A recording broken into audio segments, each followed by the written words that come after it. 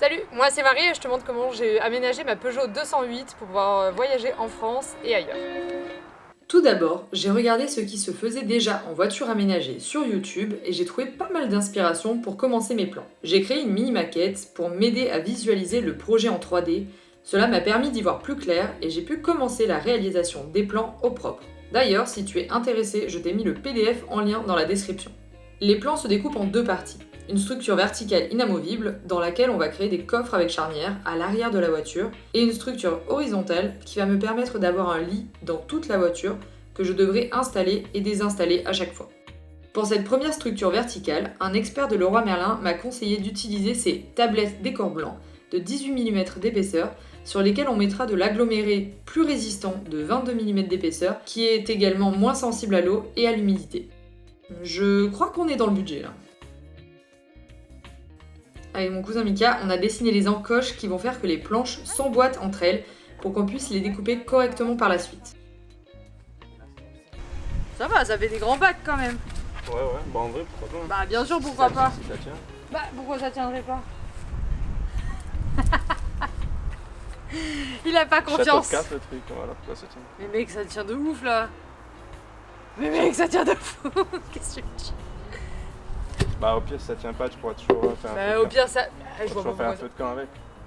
Ouais voilà, Des saucisses. faire un petit barbecue.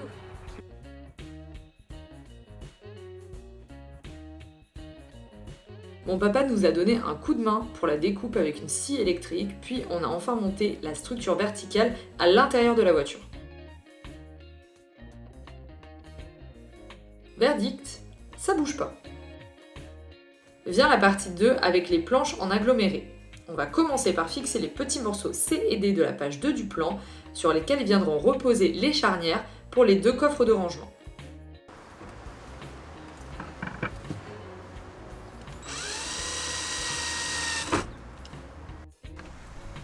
Du coup, on a hop d'un côté et hop de l'autre avec pas mal de rangements quand même, c'est cool.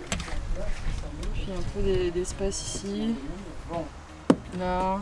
Après pas mal de réflexions sur comment on allait faire tenir les planches de devant, on est parti sur un système de pieds fait à partir des chutes des tablettes décor blanc.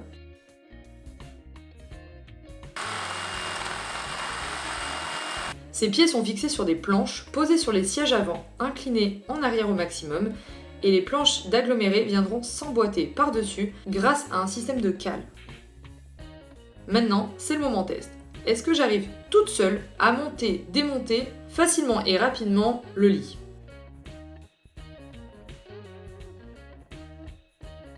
En moins de 2 minutes, j'ai eu une surface de 190 par 120 au plus large pour dormir. On refait pareil pour démonter et ranger les planches. Je pensais que j'allais un tout petit peu plus galérer, mais au final, les planches sont pas si lourdes que ça.